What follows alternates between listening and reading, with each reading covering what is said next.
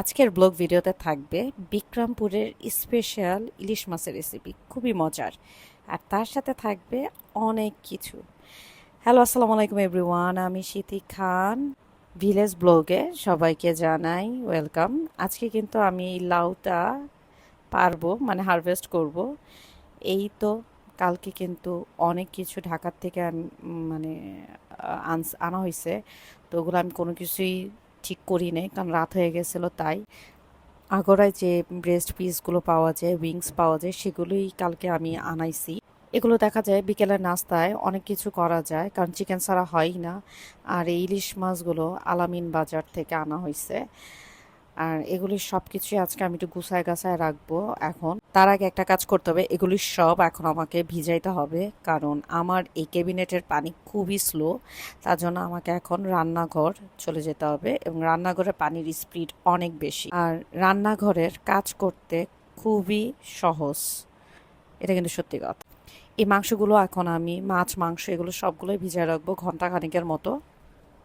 আর আমার এই রান্নাঘরটা অনেক দিন ধইরা এভাবেই পড়ে আছে। চিন্তা করতেছি এটাকে একটু ঠিক করব। আমার এই রান্নাঘরে কিন্তু আপনারা অনেক ভিডিও দেখছেন, আমি মাঝে মাঝে এসে এটার মধ্যে রান্না করতাম। আর এখান থেকে ভিউটা কিন্তু মাশাআল্লাহ অনেক সুন্দর। এই রান্নাঘরটা যখন আমি ঠিক করব, তার ভিডিও অবশ্যই আপলোড করবো ইনশাল্লাহ। আমি খুব বেশি দিন হয় নাই ঢাকার থেকে চলে আসছি, মাত্র 8-9 দিন হয়েছে।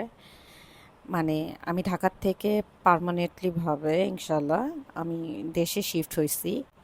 এটা হচ্ছে আমাদের পুকুর, যেখানে ইনশাল্লাহ সামনে মাছ ছাড়া হবে। আর এই তো আমার কিউট একটা লাউ, মাশাল্লাহ। ঢাকার থেকে অনেক কিছু আনা হয়েছিল কালকে, কিন্তু আমি তার ভিডিও করতে পারিনি, কারণ অনেক রাত হয়ে গেছিল। এই তো এখানে হচ্ছে মাশরুম, পাস্তা, তারপর হচ্ছে কাসুরি মেথি, যেটা এখানে পাওয়া যায় না। আর কাসুরি মেথি কিন্তু অনেক কাজে দেয়। এই তো সব কিছু গুছায় রাইখা চলে আসছি ব্রেকফাস্ট বানাইতে। অনেক দিন হয়েছে আমরা আজোয়া রুটি খাই না, তার জন্য আজকে কালকে আজোয়া রুটি নিয়ে আসছে। আর এখানে তো আপনার আজোয়ার কোনো ব্রাঞ্চই নাই। তো আজকে চিন্তা করলাম আজোয়া দিয়ে আমরা সবাই স্যান্ডউইচ খাবো। আমি খাবো না, যে দুইজন আছে সেই দুইজনকে বানায়া দিব চিজ স্যান্ডউইচ।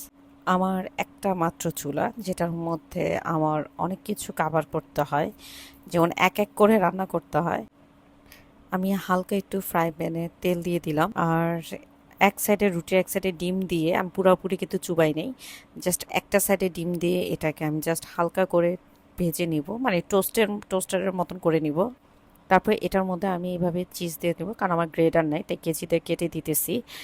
আর এটা মোজরেলা চিজ। তারপর আমি রুটির আরেকটা পাশ দিয়ে কিন্তু এটা সুন্দর করে এভাবে ঢেকে দিব। আর আমি কিন্তু পুরাটাই কিন্তু মিডিয়াম থেকে লো আছে কিন্তু এই টোস্টারেরটা ভেজে নিচ্ছি। হাই হিটে কিন্তু এটা করা যাবে না, হাই হিটে করলে কিন্তু রুটিটা পুড়ে যাবে। এভাবে একবার আপনারা টোস্ট করে খেয়ে দেখবেন, খুবই মজা লাগবে। আর আমি আমার নিজের জন্য এভাবে রুটি টোস্ট করে নিতেছি। তার সাথে তার সাথে আমি ডিম পোচ করে নিব, কারণ আমার আবার ডিম পোচটা খুবই ভাল লাগে পাউরুটির রুটির সাথে। সকালবেলা ডিম ছাড়া আমার চলে না, এটা কথা সত্যি। আমার মতন চাইলে এরকম কিন্তু মোজারেলা চিজ দিয়ে টেস্ট করে দেখতে পারেন ডিম পোচে, অনেক মজা লাগে। যদি আপনি ডিম পোচের মধ্যে যদি চিজ দিয়ে নেন, ডিমের টেস্টটাই কিন্তু আলাদা হয়ে যায়। এই তো আমার ব্রেকফাস্ট রেডি, আলহামদুলিল্লাহ। এই তো আমার সকাল সকাল সিম্পল ব্রেকফাস্ট। মাঝে মাঝে এরকম ব্রেকফাস্ট খেতে খুব ভালো লাগে, কিন্তু আমি দেশে আসার পর এরকম ভালো পাউন্ড রুটি পাই না এখানে। তাই আমার এখন আর ওই রকম আগের মতন পাউন্ড রুটি খাওয়া হয় না। কারণ ঢাকার কিন্তু বাড়ির নিচে অনেক বেকারি আছে, যেখানে অনেক ভালো ভালো পাউন্ড রুটি পাওয়া যায়। বাট এখানে না, এত মজার পাউন্ড রুটি পাওয়া যায় না। আর মাশাল্লাহ, আজকের সকালটা খুবই সুন্দর। তার সাথে আজকে আমরা আমাদের ড্রয়িং রুমে বসে নাস্তা করতেছি। এই তো আমাদের আমি কোনোদিন চিন্তা করি নাই যে আমি কোনো দিন দেশে আসব বা এখানে আসার চিন্তা করব। মানুষ তো ঢাকার থেকে বিদেশ যাওয়ার চিন্তা করে, হয়তো বা দেশে থাকলে ঢাকায় যাওয়ার চিন্তা করে। আমার মতন কারা কারা আছেন যারা ঢাকার থেকে দেশে আসতে চান, তারা অবশ্যই কমেন্টস করবেন। দেশের মানুষ আসার আগে অনেক নেগেটিভ কথা শুনছি দেশ নিয়ে। সো আমি অনেক কিছু চিন্তা করেও মানে তারপরও আমি ডিসাইড করছি যে না ইনশাল্লাহ যায় দেখি কি অবস্থা। আর আমি অনেক দেশ দেশ করতেছি, অ্যাকচুয়ালি দেশ না, গ্রাম হবে এটা। গ্রামে আসার আগে মানুষের অনেক নেগেটিভ কথাই শুনছি, পজিটিভের চাইতে সাপোর্টিভ মানুষও খুব কম পাইছি, সাপোর্ট কেউ করে নাই বললেই চলে। আর আমাদের বিক্রমপুরের একটা কালচার আছে যাদের মধ্যে একটা জিনিস চলে যে গ্রামের থেকে শহর ভালো, শহরের থেকে বিদেশ ভালো। মানে গ্রামের থেকে সবাই বিদেশ যাইতে খুব পছন্দ করে, হয়তোবা এটা আমার কাছে মনে হয় আমাদের সাইডের কালচার হইতে পারে। অন্যান্য সাইডে কেমন কালচারটা আমি জানি না, বাট সবার ক্ষেত্রেও এর একই রকম না। আজকে এক কথা বলবো না, ভিডিওটা অনেক লং হয়ে যাবে। আর এখন আমি আমার পুত্রকে নিয়ে গাছের লাউটাকে আজকে আমরা হারভেস্ট করব ইনশাল্লাহ। তার সাথে কিছু লাউ ডোগা মোগা নিয়ে আসবো, কারণ এরকম ফ্রেশ জিনিস শুধুমাত্র দেশেই পাওয়া যায় আলহামদুলিল্লাহ, সেটা আমরা পাচ্ছি আলহামদুলিল্লাহ, আল্লাহর কাছে লাখ লাখ শুক্রিয়া। আর আজকে এত বাতাস যে এক জায়গায় আমরা দাঁড়াইতে পারতাছি না। লাউটা দেখেন কিভাবে দুলতেছে, আর ওই দেখেন আমাদের পুকুরে আমার চাচি শাশুড়ির হাঁসগুলো গোসল করতেছে, আর এত সুন্দর লাগতেছিল মাশাল্লাহ। এই তো লাউটা কেটে ফেলছি, এখন আমি আমার লাউয়ের যে চিকন চিকন ডোগা ঠোগা আছে সেগুলাও কেটে নিব। এখানে কাটতে এসে দেখতেছি যে লাউয়ের ডোগা মোগার মধ্যে পাতার মধ্যে অনেক পোকা হয়ে গেছে, খুব ভালো ফ্রেশ পাতা নাই, সেগুলি সব চেক টেক করতেছি।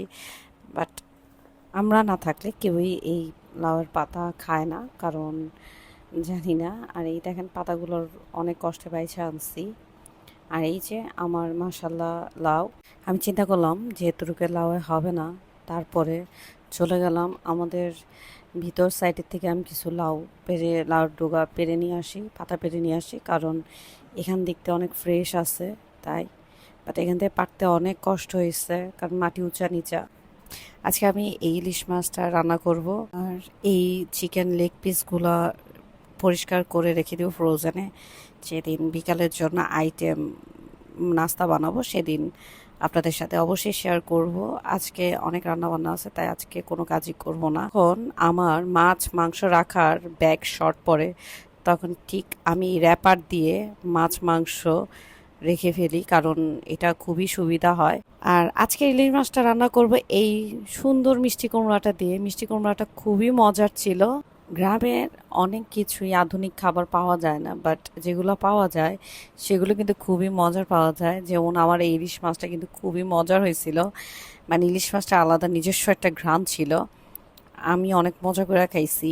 এত মাছের মধ্যে আমার সবচেয়ে বেশি ইলিশ মাছ কাটতে খুব ভাল লাগে, আর এটা কাটতে খুবই সহজ। এটা টিপস দিই, হয়তো অনেকেই জানেন, তারপরও বলি যারা নতুন তাদের জন্য উপকার হবে। মাছ ধোয়ার পর 15 থেকে 20 মিনিট পর্যন্ত লবণ মাখায় রাখলে কিন্তু মাছটা খেতে খুবই মজার লাগে। চলে আসলাম রান্নায়।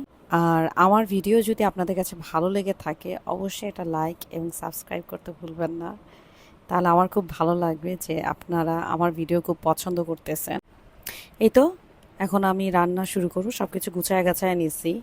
এখন আপাতত এইটাই আমার রান্নাঘর। প্রথমে আমি কড়াইতে অল্প পরিমাণে তেল দিয়ে দিলাম, পেঁয়াজ কুচি দিয়ে দিলাম সামান্য পরিমাণে। পেঁয়াজটা কিন্তু আমি হালকা করে ভেজে নিব।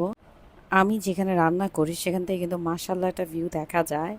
আমাদের মাশাল্লাহ একটা পেঁপে বাগান আছে আলহামদুলিল্লাহ। আর তার পাশাপাশি কিন্তু আমি রান্না চালাইতেছি। আমি সামান্য পরিমাণে আদা বাটা রসুন বাটা দিতেছি।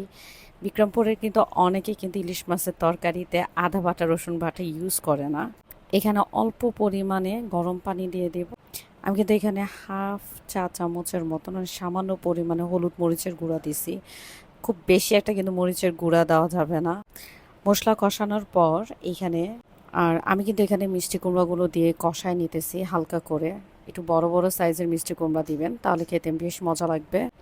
আর অবশ্যই রান্নার সময় আমি একটা টিপস দেবো, রান্না করার সময় যদি আপনি গরম পানিটা ব্যবহার করেন রান্নাটা খেতে কিন্তু খুব মজার হয়। যখন দেখবেন মিষ্টি কুমড়াটা হয়ে গেছে সেই পানিতেই মাছটা দিয়ে দিবেন, মানে ঝোলের পানি কিন্তু একবারই দিবেন, বারবার দিলে কিন্তু খেতে খুব একটা মজা লাগে না মাছের তরকারিতে।